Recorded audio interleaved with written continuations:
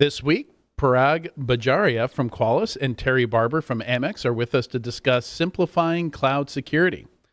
Then we'll do a roundup of our favorite news, trends, and interviews in 2022.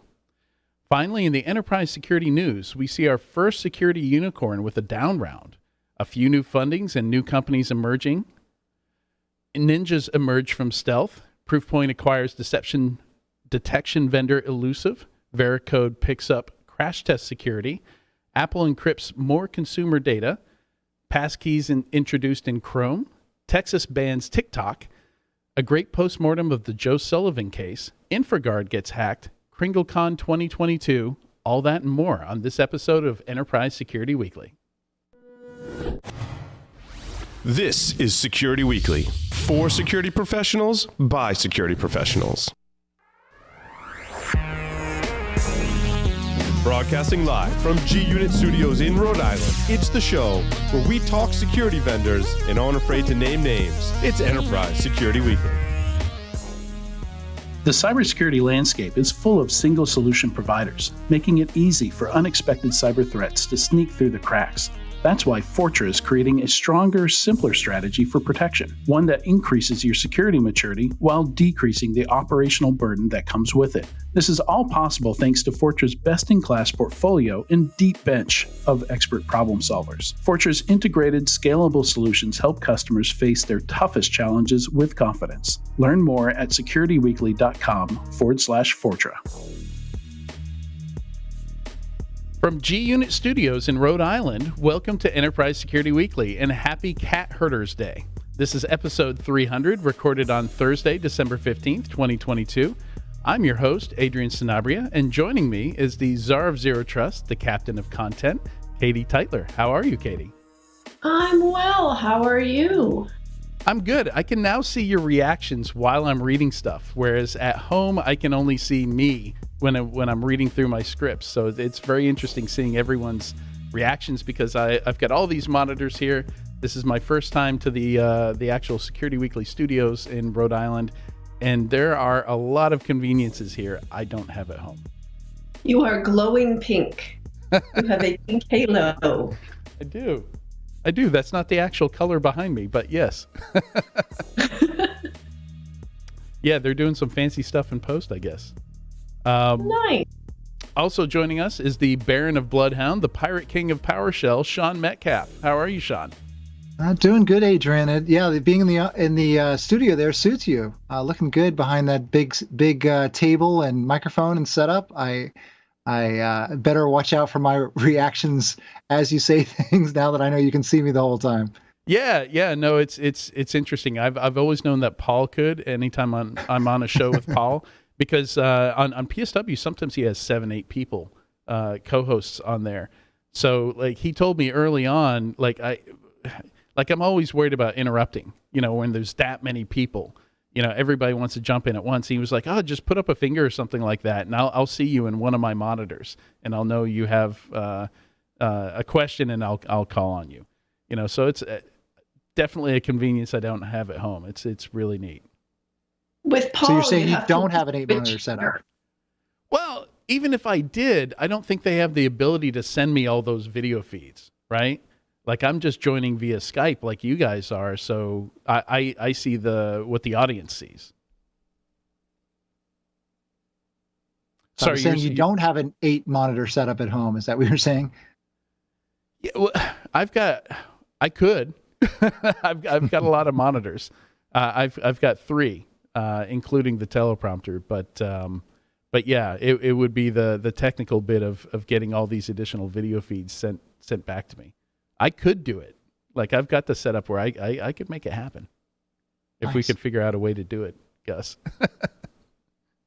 So cat herding, that is an actual thing. It is Cat Herding Day, which I've had that job. As we get into the holidays, and we're trying to make sure we got gifts for everyone that we feel like we need to get gifts for, it seems appropriate for December 15th. It's like peak holiday anxiety at this point for a lot of people, maybe. All right. Quick announcement here. Join our Discord channel to chat with our hosts, ask questions, customize live stream alerts, and more. Visit securityweekly.com/Discord to receive an invite. And we do monitor that during the show. And if anybody has questions, we'll try and squeeze them in as they come in. So our first interview for today is sponsored by Qualis, and today's topic is simplifying cloud security. We're excited to have two guests with us for this segment, Parag Bajaria, VP of Product Management for Cloud and Container Security Solutions at Qualis, and Terry Barber, Manager of Security Operations at American Express Global Business Travel. Welcome, Terry and Parag. Thank you. Thank you, Adrian. Yeah, so as I swivel in my seat to face you, I'm loving this.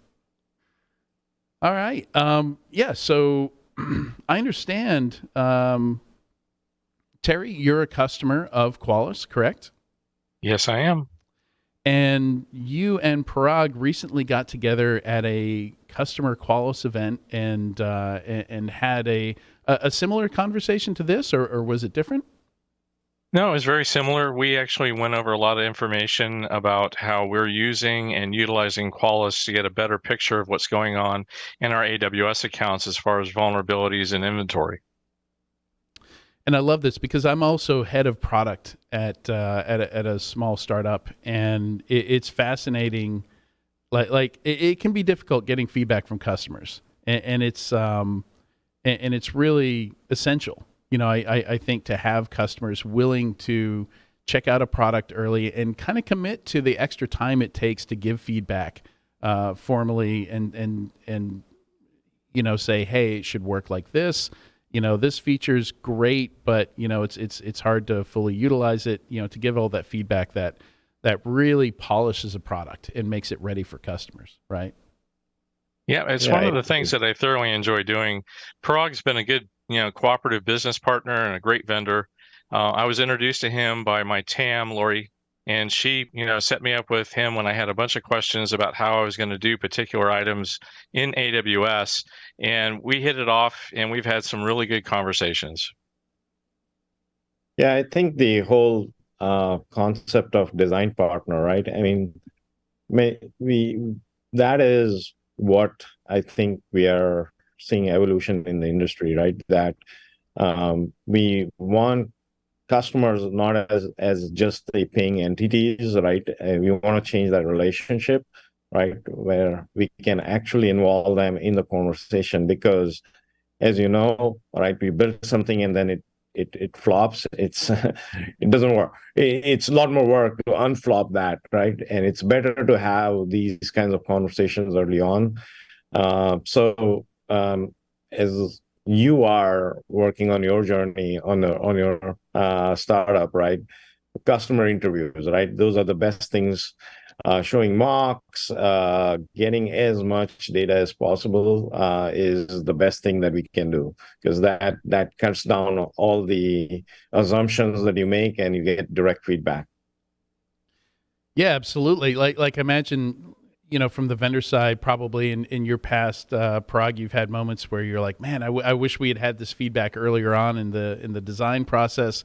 And then from Terry's point of view, the customer perspective, I'm sure we've all had moments using products where we thought, I wish I could have given them my input, before this was, before this product was released. And it seems very natural to do that. It's a very effective way of making sure you end up with a polished product. Of course, you always have to weigh in, different features. There's so many factors that go into, could we include this? Yes, but there's a lot of those yes buts as well, right? Because the product has to be usable, functional. You can't put every feature in there. There's not enough time to squeeze everything everyone wants. Yeah, of course. That is the whole challenge of MVP, right? MVP, as people have said, right? It's a combination of science and art, right? And your MVP might not be my MVP. Right. So having some real world feedback definitely helps you guide towards this. And that's where that relationship with Terry, especially as we were thinking about TotalCloud and what are the different things, right? Having that guidance from all the way from where they were seeing the problems, where their roadmap was going, right, and then kind of boiling down to feature and functionality, right? That's what happened, right? But a lot of times, we product guys have a tendency to talk features and functionality, and that's prevalent, right? That, hey, look, I built this new knob, and I want to talk to you about that knob, right? And we have to resist that temptation, and then talk to our customers from a use case where they see, and then bring them those things back to product features and functionality. Yeah, definitely. Yeah, and let's shift a bit to talking about cloud security. So I've been tracking cloud security for a while. I formerly covered it as an industry analyst at 451 Research, and I've been playing around with cloud since AWS first came out. With just a few products. They've got a few more than they had back in 2006, 2007. Now, well into the hundreds. I actually used to have slides where I took a screenshot every year of the main AWS console screen. And it used to have a tile for every single product they had. And of course they reached a point where that it was just impossible to fit them all on one screen. So now it's almost impossible to fit all the categories of products on one screen. All hierarchical now. Yeah. And so it was interesting to see security respond to that, because of course AWS has always had security features baked in.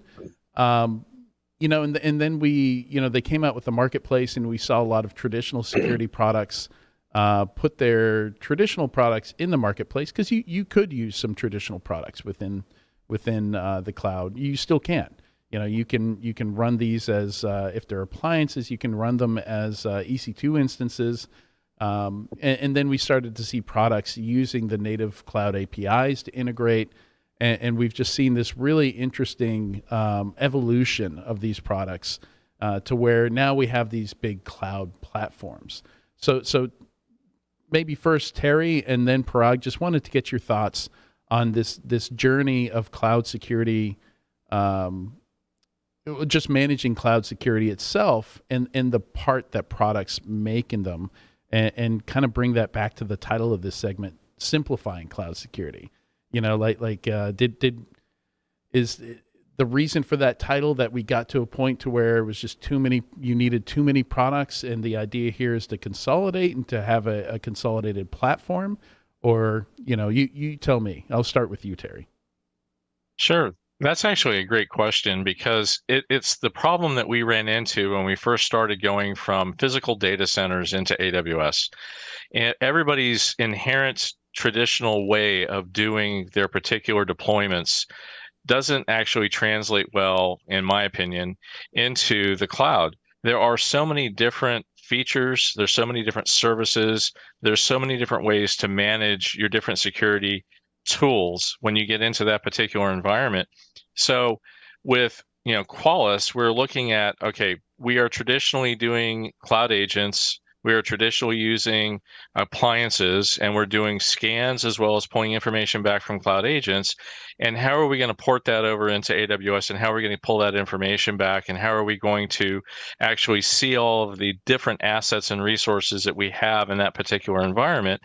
And as you start to move in, the first time that you've done it, if you've never had that particular environment before, you start finding out that you've got gaps, you've got holes in places that you didn't expect to see them in. And inherently, a lot of traditional aspects of security start coming in. Well, let's add this tool, let's add that tool, let's turn this feature on, let's do a POC on this particular tool. It's supposed to be good in cloud environments. And we start looking at all these different security tools, and you get inundated with additional information. And the first thing that you run into is, okay, how do I get all this information and put it into one place? how can I get correlation and aggregation of all this data that I'm pulling back so I can actually see what I'm looking at if I've got all these particular tools coming back? And that's actually when we started looking at CloudView. CloudView is the Qualis solution for having connectors that are set up to your AWS accounts. They pull back the inventory. They start looking at all the resources. Then we found out that they had cloud HVMs. So pre-authorized, just go ahead and stand it up. Got an appliance up and running. It's very simple to do. You can stand one up in about 5-10 minutes. Get that up and running. Get your cloud agents installed on your EC2s. So if you got traditional operating systems, so you've got Windows and Linux and some of your other flavors of Linux that you want to get your cloud agents installed on, you get those up and running, and all that information starts coming into a singular console. And Parag, I'm going to let you kind of speak to this a little bit more because you've got obviously information about where this is going with TotalCloud. But for me, the big thing that I saw was I've got a singular dashboard where I can go look at the information that's coming in from AWS. I can see my resources. I can do my policy compliance scans. I can do my cloud agent polls, and I can do my HVM scans. So I can scan all the rest of the network and get all my information. I can do my perimeter scans. I can do my PCI scans, and all that information is coming into a singular console. And that simplified everything for us. The next part that comes after that, I'm sure we'll get into, but it was all about having a single pane of glass with all the information readily available where we could do actionable actions against those particular items so that we could actually go back to our C-level suite and say, we've got coverage, we know what our gaps are, we're getting things filled, we know what we're scanning, we can see what they're standing up, and we're getting everything covered so that we don't have a particular gap when a vulnerability comes out.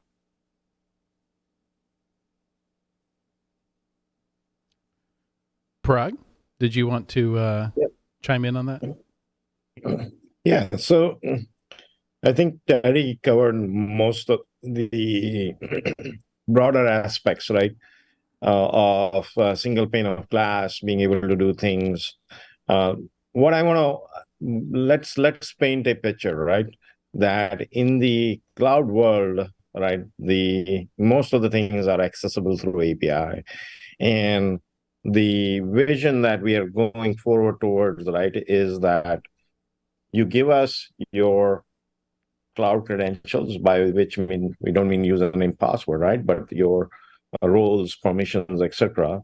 And then we will use that information to do all the orchestration necessary to get the security data, get it all analyzed in our backend, right, and all SaaS oriented, and get you the results, right? So there's very little work that you do from an orchestration perspective, right? It's all done by us, right? So imagine an experience of, hey, I go into a console, I give my org level account in AWS, and boom, here are the results. Now, one of the things that you observe as your environment becomes complex is that you have tons of vulnerabilities, misconfigurations, and other important security findings that all come together. And now you're sorting through millions of these things, right? And it doesn't help. You can't scale, right? So the second aspect to this is, instead of just providing data, which is what most vendors do, is we provide data, right? We want to start providing insights, right? That what are the things that you should act on? For example, right, a vulnerability may be of high severity, but if it's a remotely exploitable vulnerability and the virtual machine on which you discover this vulnerability is not internet facing, then fixing that vulnerability on that VM is not as important as, fixing the vulnerability on the instance that is, right?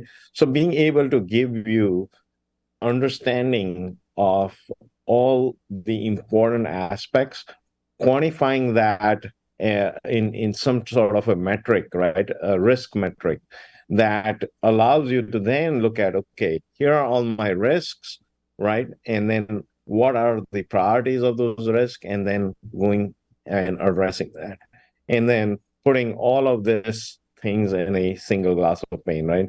That's what I call simplifying the cloud security. Today, I feel like a lot of vendors, including ourselves, right? We talk about all these various acronyms like CWPP and CSPM and IACE and CIEM, etc. And those acronyms are just generating confusion, right? In the end, right, you want a single pane of glass where you can look at different security aspects and then understand how they correlate to each other. And eventually, right, they come into a single metric of some risk metric that you can understand. So that's the Qualys vision, right, which is to enable zero touch kind of a setup where you can easily get to your risk posture. You can then take that risk posture, prioritize it, and then do remediation, and that's the end of it, right? So that's where we are heading. We just announced TotalCloud, which is our attempt, I should say, version 1.0, to get the cloud security simplified. We are bringing a whole bunch of elements here, especially around simplifying the orchestration of the scanning workflows. And that journey includes single pane of glass, risk-based prioritization, remediation, etc. So it sounds like maybe we're talking about a few different products here. What Terry described sounded like some traditional host-based vulnerability scanning, right? Some agent-based vulnerability scanning. So we're getting vulnerabilities from the host. But yeah, looking at TotalCloud, it looks like you would also be identifying, maybe S3 bucket misconfigurations, things on the AWS control plane, the actual cloud control plane, and combining that with, and that's something I just want to clarify a bit and understand, where are all these vulnerabilities coming from? Where are you pulling these vulnerabilities from into this product? Yeah, so vulnerabilities and misconfigurations, those are the two main dimensions as far as the cloud security go, because they interplay with each other. I would say permissions is another important dimensions. Now, vulnerabilities do have a very since this vulnerability has been around, there are very well documented sources of vulnerability, NVD database. There are a few open source feeds around this, and Qualis has been in this space for a while. We have our own vulnerability research team. As you know, we've been publishing, we're discovering and publishing different vulnerabilities that we detect, right? So it's a very set field. The sources of vulnerabilities are many, but the interesting part here is the understanding of which vulnerabilities matter, right? So that problem is being addressed by what they say severity of the vulnerability, right? You have a CVSS score, right? Now, that was the first attempt at how do we go about prioritizing vulnerabilities, right, by the impact, right? But as you mature yourself and you see that actually those scores by themselves are not useful because they lack the context, right? Whether this vulnerability, as I was explaining earlier, if it's a remote exploitable vulnerability, if it is on a workload that is not internet facing, or it's not possible to get to it, right, then it doesn't matter, right? So that severity doesn't matter. So in that sense, we not only do the analysis from a fundamental severity perspective, but then layer on the context on top of it, and then assign a risk metric, which we came up with our term true risk, right? But it's just a metric where we are layering the context of the thing. So Yeah. So coming back to sorry, like, okay, the original question, right? Yes, we get vulnerabilities from many sources, including ourselves, and then we enrich the vulnerability information with the context. I explained to you one context is location, but there are other Sure. things like threat vectors, right? Is there an this active vulnerability exploit? being Are people exploited, actively using etc.? the exploit? Yeah. Contextual prioritization, I think, is table stakes these days, right? Like, you have to have that in there because there's a large number of vulnerabilities that just aren't a huge risk to the organization. They have to be there for it to be comprehensive and complete, but they're just not the first thing you're going to worry about. Yeah, and Adrian, if I might add to that, I'm going to jump in here for a second from a customer's perspective. One of the things that we're working towards is having more of a full stack picture of what's going on in the AWS account. So as you were asking, it's not just about the vulnerabilities, it's not just about the compliancy settings. It's going to be everything across the board. So have they actually set up the accounts? Have they set up, S3 buckets so they're not publicly available? Are they using encryption? Are they, what settings do they currently have across all the different resources that are actually in that environment? Stack on top of that the vulnerabilities. So maybe you've got EC2s, you got standard, Windows or Linux or whatever, and then you've also got your container environments. So you've got infrastructure that's supporting a Docker cluster. Maybe you're using Fargate. You're using something to support your containers. You've got your containers, your images that are in your containers, and then, of course, the applications that are running on those containers. And you're looking to make sure, and this ties into what Parag was saying, that when you're looking at the entire picture, all of those different factors are coming into your vulnerability score for that particular environment and those particular sets of resources. Yeah. So, just a quick question that occurred to me. AWS has its own tagging system, right? Built in. And Terry, I'm getting a reaction from you. What's your thoughts there? Is that? I am a huge proponent of tagging. I'm very, very fond of tagging. As a matter of fact, we actually base everything that we do on tagging in our particular environment, and Qualis is our authoritative source for our tags. So where the infrastructure team will go through and put AWS tags on particular assets, regardless of what they are, so we can actually dynamically pull those tags into and then create tags in Qualis that mirror those particular tags that then feed into all of our other systems. So if we, pull that information in, we know information about which applications are running, who's the business owner, who's the support owner, who's the support team, any one of a number of different types of tags that they're going to put on that particular asset are going to come into Qualis, and then we can do actionable items against those particular tags. And so tagging for me is incredibly important. It also then builds the foundation for how we disseminate information to who's responsible for those.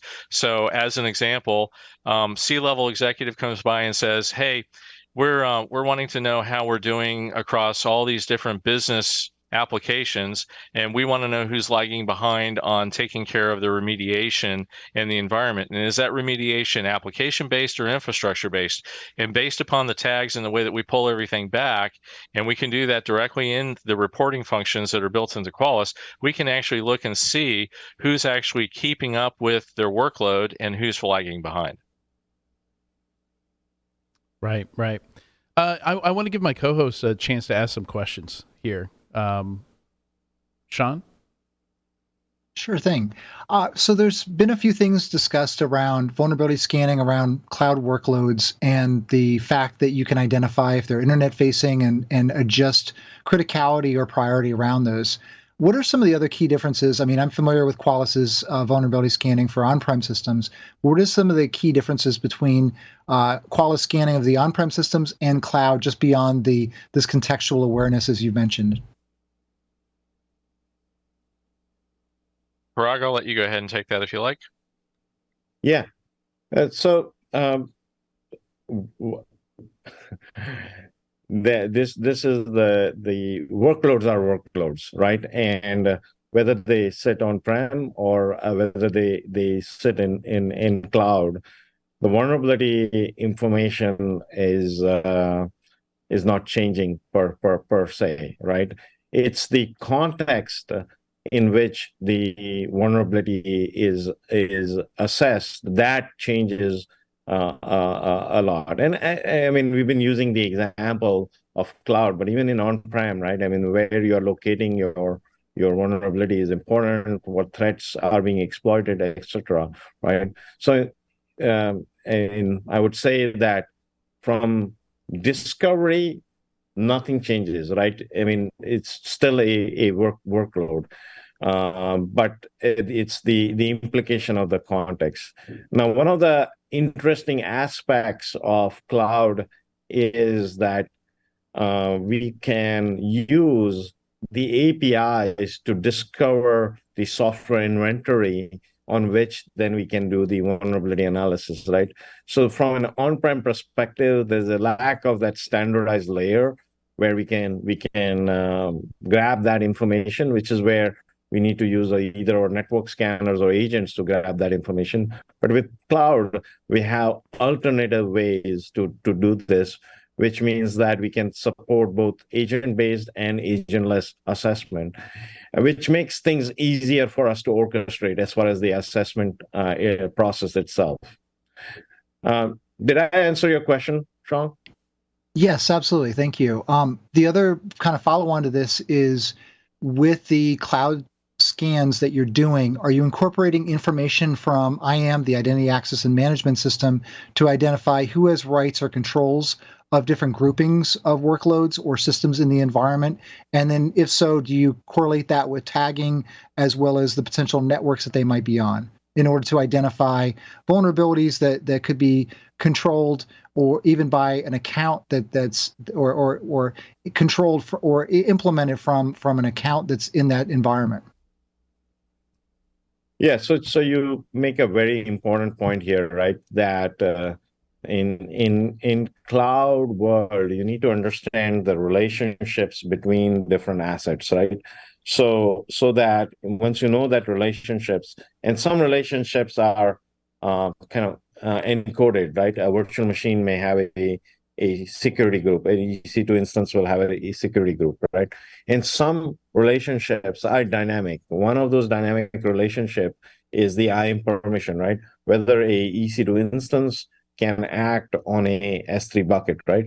So those relationships are dynamic. The other dynamic relationship is who is communicating with what, right? And being able to see that, right?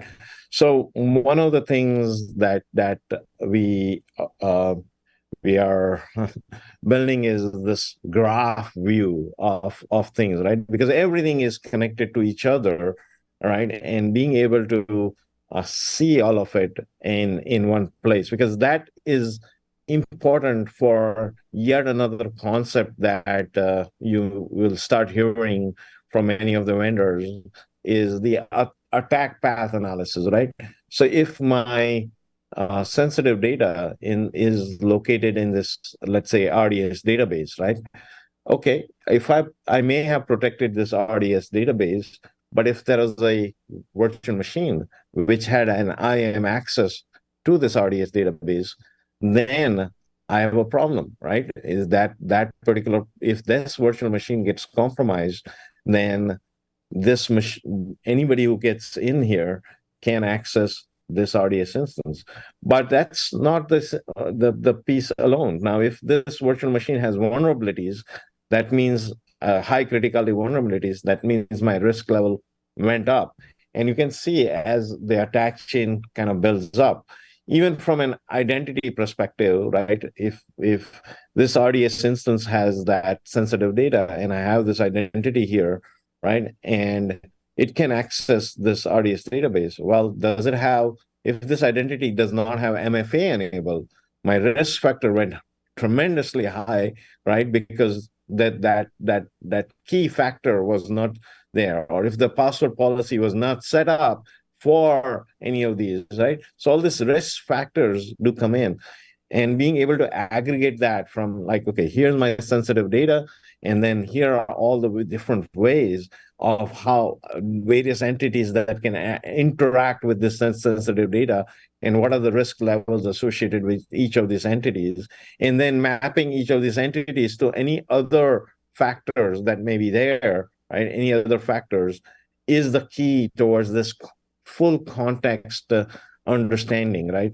So very much so, right? That in we are using this various correlation factors to then identify and quantify the overall risk for any particular workload. Okay. And if I can tack onto that, I'll give you a little bit from my perspective on that one too, and I'll give you an easy use case.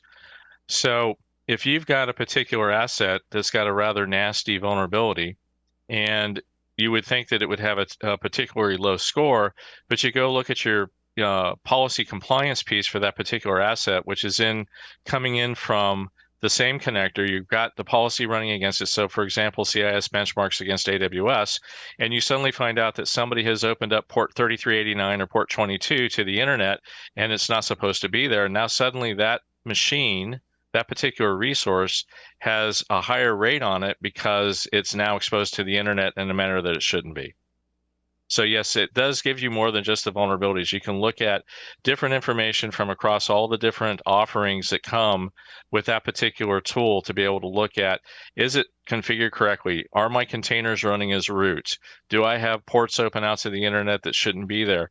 Am I exposing a database because somebody was uploading information and thought it was easier to do it by going over the internet as opposed to the VPN, so they opened a port up and they made changes to the security policy? You can see all those particular configuration items. So does that map across the IAM configuration, or is that something that's more specific around like risk policies or baseline security settings? It's across both, actually, because they're pulling in all the information from the security groups. They're pulling all the information and doing assessment against it with the benchmarks. And the one piece that we haven't talked about is you're not just limited to the benchmarks that come with the actual module, but you can actually create some of your own as well. So if you have particular configurations that you want to monitor specifically that aren't in the standard benchmarks or the policies that come with the system automatically, you can actually build your own out. All right, Katie, I think you had a question. I did have a question. A little while ago, there was some mention of remediation, and I was just wondering what kinds of actions, what kind of enforcement actions can be taken, to mitigate some of those vulnerabilities, whether it's a misconfiguration or otherwise, overly permissive access that the tool might find. Terry, you want to take that? Sure. How do you do it? And then I can follow up. One of the things, and we literally just started going through and updating all of our connectors in the last couple of weeks because of a change that was made to the external ID that's required by AWS. And as you go through your connectors, you actually have the capability of turning remediation on the connector. So if you give write permissions to the actual connector, you could go through, for example, your settings for whether or not you've got S3 buckets that have encryption turned on, or encryption in transit, or fill in the blank, any one of a number of different compliance settings that are there. And you can actually, for many of them, go through and actually do remediation from the console. They also give you the ability to segregate that capability based upon permissions for users, so you can still have separation of duties. And that way you don't have somebody coming in that shouldn't have the ability to look and say, oh, I found something that shouldn't be turned on that way, make a change to it without going through CAB and going through your appropriate process. It has to actually go through the appropriate person, and only the people that are given that permission to make those changes could do so. Yeah, the other aspect here is, as we know, remediation of any kind is dangerous in the production network, because if there are dependencies that you may or may not be aware of, right, that you can break something, right? So one of the things that we have recently done is that we can actually look at the pre-deployment configuration, right? So if we can see in your CloudFormation template, Terraform template, that there's something wrong, as in it doesn't follow that best practice, or we've seen that the encryption was not turned on for an S3 bucket, we can actually monitor that and give you that heads up that, hey, there's something going on. So this whole mentality of the shift left and being able to share the security responsibility, which was primarily owned by the security teams, to DevOps and devs who are responsible for creating those deployment artifacts. We can alert things ahead of time, right? Saying, hey, there's something wrong before things get into the production, right? So we're tackling the problem both from a ability to do remediation in production, but in a very careful, consistent, process-oriented, making sure that you have fallbacks, etc., and also making sure that actually you're doing remediation pre-deployment, right? Catching things early. Yeah, Sean, go ahead with your next question here. Sure thing. So just as a kind of follow-up on that, one of the things that I'm wondering about with TotalCloud is it's interesting to know that there's a vulnerability on this system or this system and how they connect. Does TotalCloud provide some sort of overall security review of, say, there's 80 servers that have RDP exposed to the internet within this network or within this tag, or some sort of insight around how these things are configured, and does that make sense for your environment? So that way there's this overview reporting of these sort of things that could be problematic or known problematic, to include, Parag, your example earlier about MFA missing on a certain number of admin accounts. Yeah, so TotalCloud has a dashboard where we are bringing all these findings together, and the most important thing here is, right, that we want to generate insights, which is going beyond a single misconfiguration that you have, right? Insights is a combination of few important things that come together. Which creates what I would say a toxic situation or a bad configuration, right? So the idea, again, with the TotalCloud is to bring the data together and help you give insights and then prioritize those insights so that you can then take remediation actions against it, right? Because without that, other than a very simplistic environments, right, you are just going to get overwhelmed with lots of stuff. And I mean, Terry can speak to it, right? I mean, that probably has hundreds of thousands of issues that is challenged to solve and show progress against. And without that prioritization or insights, it's very, very hard to do that. And to go back to your question specifically, there's a particular report tab that's built into the system that allows me to pull reports two different ways. I can actually do an export report. I can pull it as a CSV or a PDF, or I can do an on-screen report. So I can actually just look at it right there in the console. It'll save the work that I've done, so I can build that together. Yes, it does allow me to do filtering and building the report by tags. I can do it by accounts.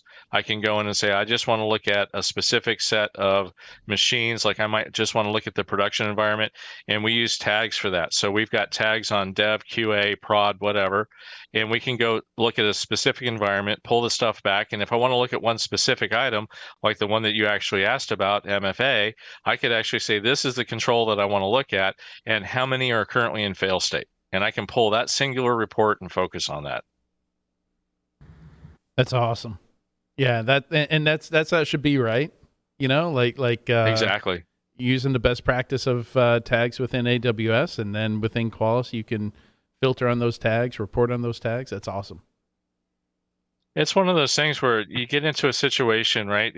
When it was old school, 15, 20 years ago when we were doing vulnerabilities, you didn't worry too much about it because you only got a half a dozen every month or so, and it wasn't a big deal, and your environment wasn't that big. And you could look at your total number of vulnerabilities, and nobody was worrying about unique issues. And I'm going to use the term issues because we're not just talking about vulnerabilities here. We're talking about configuration problems. We're talking about, settings that are in AWS intrinsic. Have they got everything configured correctly? Do we have everything set up on our containers correctly? Do we have everything configured on the actual infrastructure correctly? So you might have policy compliance that's running against Red Hat Enterprise Linux, and you've got Docker sitting on top of that. So you do a CIS benchmark against Docker, and then on top of that, you're looking at all of the environment that particular Docker cluster is sitting in for AWS, and you're looking at the configuration on all of that. And you can then just wade through it, pull the whole thing down, and have this huge report that's unwieldy that you can't do anything with. Or you can look for unique problems and unique vulnerabilities, and you can then go, okay, we need to look at these particular issues that reside in the Docker cluster specifically. These are configuration problems. These need to go to this specific team, and we need to have these remediated. And we can take that particular group of unique problems, unique vulnerabilities, unique compliance issues, and we can move them off to the side, give them to the appropriate team. And that way they're not wading through all the white noise of all the other vulnerabilities. I think that's an excellent summation and some great examples there, Terry. Parag and Terry, thank you so much for both joining us on Enterprise Security Weekly today. This has been great. Thank you. Enjoyed being here, and very insightful questions. Yeah, we try. Right? All right, so make sure you visit securityweekly.com/Qualis to learn more. Tons of information on this is on Qualis's website. There are also some great links in the show notes, so make sure to check those out as well. And stay tuned. When we come back, we're going to wrap up this year by discussing some of the big trends and events that shaped 2022, as well as some of our favorite interviews and guests from the last 11 months.